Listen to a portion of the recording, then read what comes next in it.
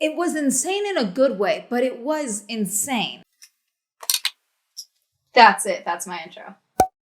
Hi, Mandy. You're watching Swell Entertainment, and today we are talking about Ludwig's Mogul Chessboxing Championship that took place here in LA at Galen Center at USC. I don't know what I was expecting going into it. I originally did not know when I bought my ticket that chessboxing was like an established sport. This is a thing that people do. I did not know that part. I genuinely was like, yeah, chess became popular on Twitch. This makes sense. I know he's no longer on Twitch, but still. I was like, yeah, you know, boxing, chess. This makes sense in the general space of social media right now. This works. So I tweeted about demanding to know when the tickets were going on sale when chessboxing was first announced. And Sandra, who mods for Ludwig's chat, was like, I will let you know the moment tickets go on sale. So I got 2 VIP floor tickets for me and my dad because he goes with me to everything. And I was with my dad because it was the day before my birthday. He was taking me out to dinner when I got the message saying the tickets were on sale. And I was like, are you coming with me to chessboxing?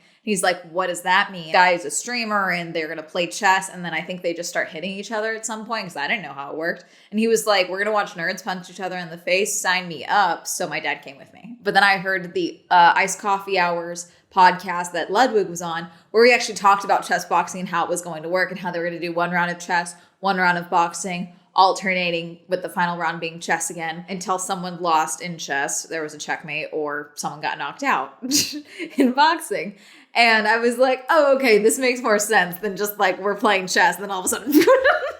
So I didn't realize this at the time, but apparently VIP actually was able to enter the event at 1:30. Missed that part. Aside from my ticket itself, I got no more information about the event from like just buying a ticket itself. Like I got information from tweets and things like that. But other than that, like there was no information emailed to me about the event itself. I also learned from the Iced Coffee Hour podcast that Ludwig was apparently not going to be charging for the stream, which makes sense. I mean, he's streaming and he explained, he's like, oh, I want to beat my streaming record for my subathon and all this stuff. I want to beat that, which makes sense to me logically. But I was also like, it's going to be a really expensive event if you can't make some of the money back with pay-per-view. We ended up not getting to the venue until about like 3:30 because I had to film in the morning. My dad had to film. We have an ongoing family situation happening, so we really couldn't get over there any earlier. Got checked in. Clear bag policy. It's the LA area. It's a college campus as well, so it makes sense to me. Not a big deal. But as we were walking to our area where the floor seats were, my dad saw a sign that said VIP wristband table this way, pointing in the opposite direction. And I was like, oh, we're VIP, right? And I was like, yeah, but I think that's like real VIP, not like paid VIP, which is technically what we were because our tickets, though they were VIP, I was not invited to come. He was right. We found a table. There was a whole merch stand for Mogul Money merch. Other entrance on the other side, there's a table. And we're like, hey, we have VIP tickets. Not sure if we have access to like a wristband or whatever it is. And she's like, oh, Amanda +1. Yeah, Amanda Golka +1. Yeah. So I was on the list. Okay. So they gave us these wristbands. VIP, Mogul Money Championship. Okay, orange. And then she tells us as we're getting the wristbands on, like right around the corner is a lounge. There's drinks, there's food. There was 2 rooms, but they got rid of the wall. So now it's 1 big room and there's going to be food now. There's going to be food later as well. Keep in mind about the 2 rooms to 1 room thing because I think that that's important, but okay. But we go in there and I got a soda. My dad got a beer and it was covered. It was hosted, which was really nice. The Mogul Money logo and stuff like that, which was cool with like a table set up and it was a big room of people. In this room was cool as well because there was a ton of screens. So if you did want to watch the event from that room, you could basically watch the stream in that room, which was cool. But obviously I wanted to be on the floor because I didn't pay for floor seats for nothing. If I don't accidentally get hit by a chess piece, if someone flips the board over, what's the point? We didn't realize at the time, but there wasn't easier access to like literally right where we were in section F. But we were in section F, literally right here. And then the fights all started.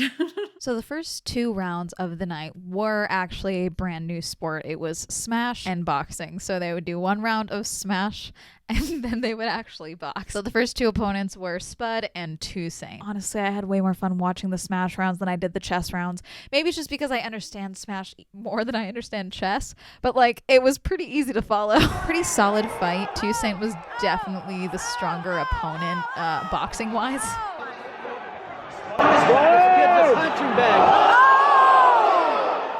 and obviously is the one that ended up winning. Then we had KJH versus Fiction, and I'm gonna be honest, I don't know who most of these people are, so I typically just ended up cheering for the person whose name I liked more. So I liked Saint more the first round, and then this round I like Fiction. What happened here was interesting because this happens during a lot of influencer boxing matches that I've been seeing, where one opponent comes out super strong in the round, but they just get exhausted immediately.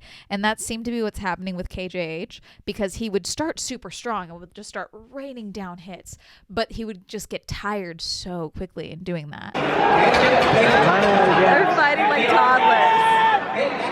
And so then he would go into the smash rounds just exhausted, and Fiction ended up winning via smash. The first fight of actual chess boxing was between Stans and Box. And I really hope you guys are not expecting some riveting chess commentary from me, because I don't have any. They're moving pieces. Pieces look cool. No one threw a board. I did not get hit by a chess piece. The sky table was MVP of the night, honestly. Real talk though, so many of these fighters were like sneaky beasts in the ring. Like, I don't know what I was expecting from them, but I just was like, yeah, they're gonna play chess and then they're gonna like hit each other. But like, these guys went in for the most part. I was really impressed. 18 seconds.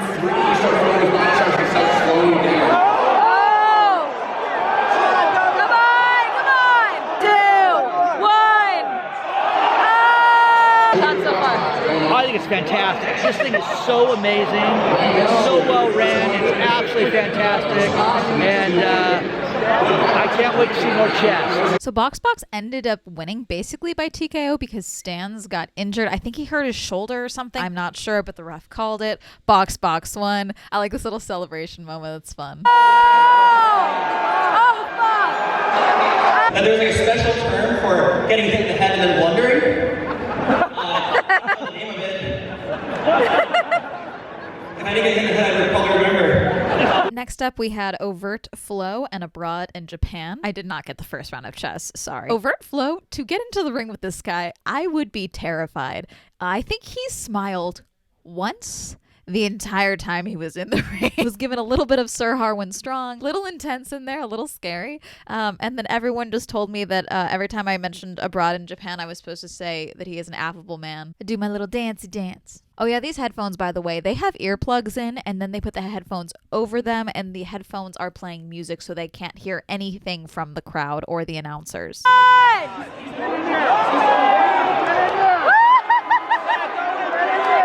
And the win goes to Abroad in Japan. Next up, we had Hugs versus Toph. Fairly solid fight. I do admire that Toph is literally like vibrating, keeping on his toes. But I guess the trainer said, hey, just keep moving. Don't let him pin you down. And so he just kept bouncing on his toes.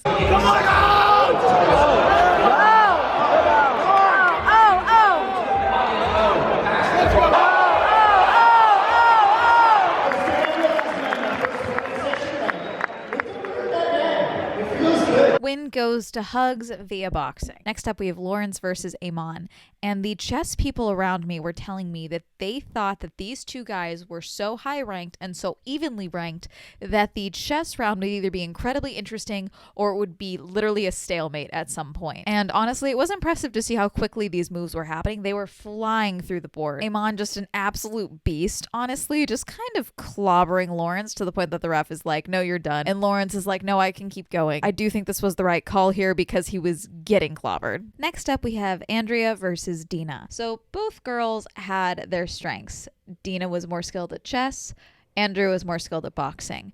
And I think both of them kind of knew it. Both at the arena and online, people were saying that Andrea was robbed. And it's been quote unquote righted on Twitter. Kind of mixed feelings on this one because yes, though I agree that the ref made a poor call. Basically, Andrea should have won by knockout and instead the ref initiated a fourth standing 8 count. What ended up happening was they ended up finishing it in chess and Dina ended up winning because Andrea ran out of time. People on Twitter were like, oh, Dina was running away from Andrea to run out the time. The thing is that Andrea was doing the same thing to Dina. She knew she could not beat her in chess, so she kept kind of running out her clock on chess just to get them to the next boxing round because she knew she would win in boxing. Dina is still considered to have won, but Andrea is also acknowledged that she should have won and will also be getting a belt. She knows what's about to happen if she resigns.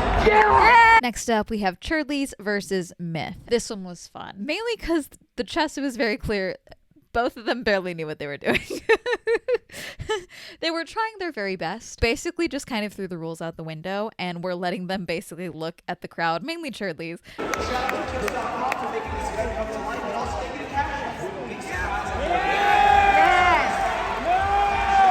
This fight went the distance, and honestly, I mainly think that's because neither really knew how to play chess. Quite a few rounds of chess and quite a few rounds of boxing. Both of them took some pretty solid hits, honestly. I was low-key expecting Myth to just kind of sweep the floor with Churdleys, but Churdleys held his own for a very long time. Myth did end up winning, but honestly, very impressive fight. Very fun fight. The 69 on the shorts is always funny, you know, so very good. I also really like the, I don't know if I caught it well. You can kind of see it here.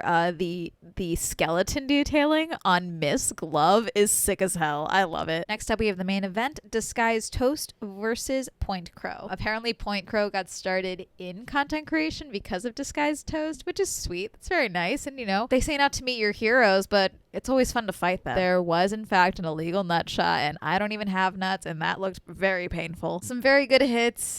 Disguised Toast did take a lot of hits. He did end up winning via chess. You know how boring these videos are when I can't complain about the fights? But for the most part, all these fights were very good. I was very impressed.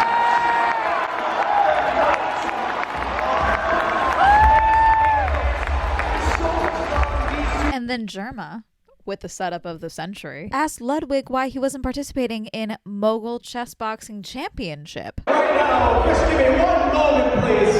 This is Mogul Chessboxing Championship. Yeah, so what? Who gives a shit about the name? I made it up yesterday. You don't think that Ludwig should probably fight tonight? Surprise, they're not gonna box, they're gonna slap. Germa asked the crowd if anyone wanted to slap Ludwig, and there's Sea Dog Connor looking dapper as hell. It's time to embarrass your own event. To close out the night, we have the Cash App Slap Boxing Spectacle. If you thought I had very little to say about the chess portion, I have very little to say about the slap portion. It just fits. It made sense. Some of these look very painful. Some of these make me think that these guys would not survive a middle school girls' bathroom fight. Chess was also interesting. They were both very animated in both the slapping and the chess, but what ended up happening is Connor did end up winning, I think by like 2 seconds or something. I don't fully understand what happened. All I know is that Ludwig gave me the greatest reaction image of all time, and this is going to be in the video thumbnail. 4 seconds, 3 seconds for Cedar. 19's Knight takes one against him. He's going to run out of time. He's going to run out of time. He's right level. 5 seconds, I believe, on the clock. 4, 3, 2, 1. Oh my gosh! And Ludwig loses. Ludwig is lost. I'm sorry. Oh my, do we have an instant replay of that? We made a replay. Ludwig loses the game by like half a second. Is it all the way back? I do want to say, Germa, as the announcer, the MC, hands down the best announcer I have seen at any of these events. Any single one of them. Okay, I'm not talking about the commentators, the ones that are like commentating on the streams and things like that, or the pay-per-view. Not talking about that. Talking about for the MCs, for talking to the fighters after the fact, talking to the players after the fact, all this stuff. Hands down, the best. No joke. Everyone else I've seen has been so incredibly awkward. And some of them do that for a living. No offense. But like, Germa was like just natural, doing a very good job. And then like when the camera wasn't on him, or the stream when they were doing the sponsorships and all that stuff, he was over talking to us at the barricade. He was hyping the crowd up. He was getting people yelling for the fighters and all this stuff. It was a very good announcer. Okay, Germa did a very good job. A+ from Swell. They had the belts off to the side, which was cool. And I knew something was coming because they had one belt that had different branding on the belt itself, and so I knew something was coming at the end. I was like, oh, did they not give this out for the Smash players? Was there supposed to be a third Smash battle or something? Nope. It was for that little ending thing. So the crowd itself, the Galen Center itself, was definitely not sold out. But there was box seats, there was obviously stadium seating, and then there was floor seating as well. And then obviously VIP, which I'm assuming are people who, like actual VIP people who probably didn't have to pay. It was not sold out, but I don't think it necessarily mattered because it was still a ton of people, and crowd-wise, still pretty good. A very good turnout, I would say, considering I saw Not a ton of promotion for this outside of like the little bits I saw on Twitter, to the point that I was there and people were like, oh fuck, that's tonight. Like I didn't know, I thought it was like next month or something. Like people that I know who go to a ton of these events did not know this event was happening in December at this time, which again, they were like, how do you always know what's going on? And I have to tell them, I don't log off. Floor seats were cool. I was sitting around a lot of chess players. Apparently, this whole event was like a beacon for like ranked chess players. There was a ton of chess, like people around me were like, oh my God, I do this, this, and this. We've got this, like there's a ton of chess people here. Like talking about how excited the chess world was that this event was going on. Like easily the people around me were more excited about the chess than they were about the boxing. Cool. I'm going to be honest. I don't know how to play chess whatsoever. Seriously, if you guys want me to fight in something, either I'm going to have to start training for chess immediately, or you're going to have to put me in something that doesn't involve chess. I don't play Smash, but I would figure it out. Honestly, watching that, I haven't played Smash in flipping years, but I was so invested in the Smash tournament side of things. I was really glad that the guy sitting next to me was like annoyed with the fact that the board on screen was not updating fast enough for the players. So he literally pulled up the map, like the chess.com event screen, and was looking at it on his Galaxy like phone tablet thing. He was like, oh, he can do this, this, and this. I'm like, who do you got? As if I know what the hell I'm talking about. And he's like, oh, he can do this. He's got it. White's got him. Black's got him. I'm like, oh, really?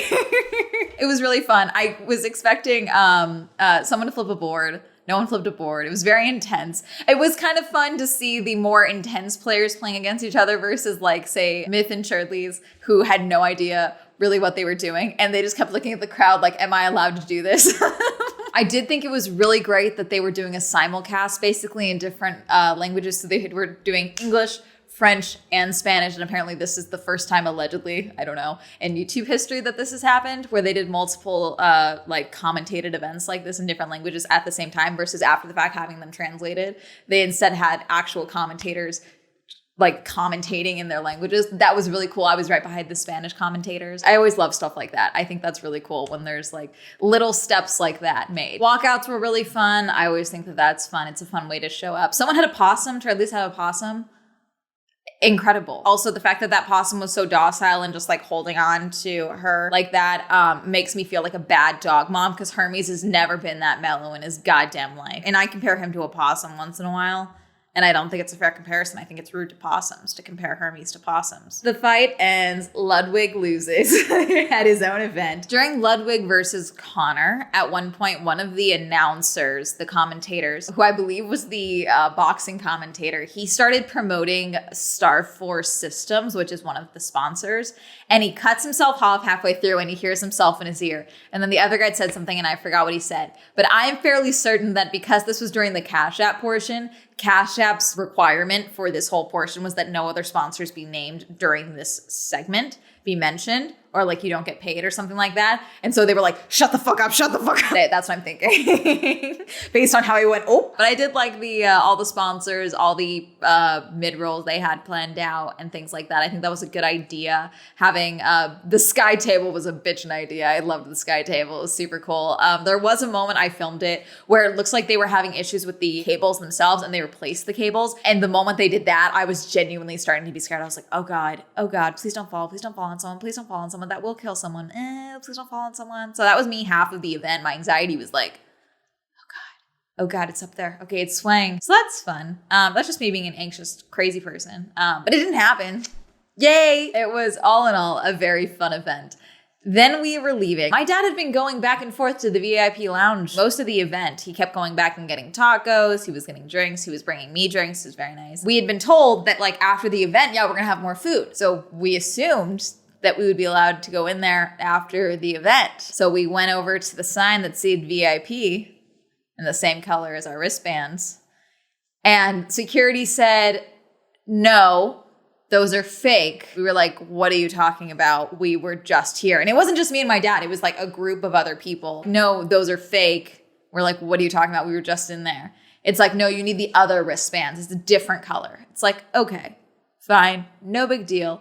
So we were leaving. As I was leaving, I remembered seeing through the walkway that they had a printout of the bands and the cards. And so I snapped a photo here. And then I was like, hey, come with me for a second to my dad because this is my work event. So he's basically just like, whatever you need me to film, let's go, you know, when he's with me at these things. And so I was like, let's go check out the other entrance to the lounge just to see if we can get in on that side, you know, and at least see what the deal is. And so we were going over that way. And then sure enough, security had that whole thing blocked off as well. We ended up leaving. It wasn't a big deal. We went and got McDonald's. It was fine. What I think happened is that there was one room for the VIP lounge and then one room for the VIP/party room. And then they were like, one was too small or it was just awkward. So they got rid of that middle wall, turned it into one big room. That being said, now the party wristband, which is the gray wristband, that was VIP, and then the party wristband, that now became the full party room versus having a VIP lounge in the party room, which isn't a big deal.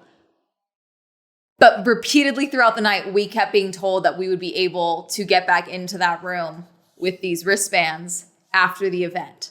So it's just a miscommunication thing. It's really not a big deal. I do think that him saying, it's just an interesting choice of words that now suddenly these are fake when they've been working all night. I just thought that was funny. And I'm not blaming the security guard because it was a very good delivery. And hey, I got to give him credit because I heard from another creator as well who was walking out with a fighter that it took him 40 minutes to be cleared, basically, to go and walk out with the fighter, to the point that they finally had to bring him to the fighter to be like, is he with you? He was like, yes, he's with me. What are you talking about? Like, there was no communication whatsoever of who was allowed where and what was that. But my assumption is that they were warned, anyone will say anything to get backstage and meet these people, is what my guess was, because I've seen it happen at every single one of these events. Someone tries to sneak through, someone does sneak through.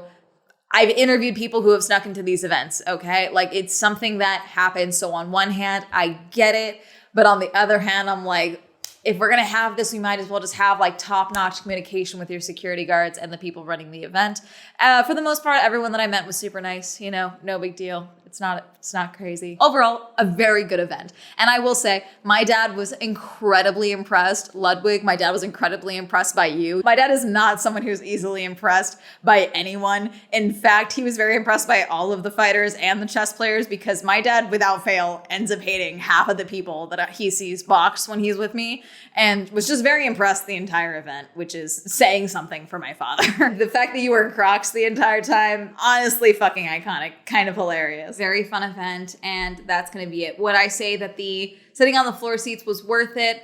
I mean, when you count in the free drinks and the food and all of that, I guess it depends how much you consider that to be worth for the event itself. The early access probably would have been worth it. I'm sure there was other people in that area at the same time before the event actually started. The seat views, great seat views. I'm someone who really gets a lot out of being ringside. I think it's just a great way to experience fights. Obviously, seeing the board like this, the screen above the ring, was annoying. My neck still hurts. They sometimes would project it on the big screen against the wall, but not often. So something to consider. But I was in the third row, so I was against further back still, and it was still very good seating. Loved where I was on the side like that. So all in all, I mean, I will definitely probably go to the next Mogul Money event because I want to see what happens. Have you been to any Ludwig events? Have you been to any streamer events? Have you been to any boxing events? Have you ever heard of chess boxing? Would you ever compete in chess boxing? Do you play chess? Who would you like to see me box? Someone eventually has to let me fight. Someone's gonna need a 5-2 matchup. Okay, I will gain weight, I will lose weight. Let me know, comment down below who you want me to fight. Reminder, I have a podcast, the Swell Entertainment podcast. Reminder, I have merch like that mug back there, and a new shirt design will be dropping once this video drops, so I will keep you posted on that. Shout out to my patrons. Thank you so much for supporting my Patreon. If you'd also support me on Patreon, that'll be listed down below. You can follow me on my social media. That'll be all up here, and that's gonna be it. Have a lovely day. Goodbye. Whacked my mic.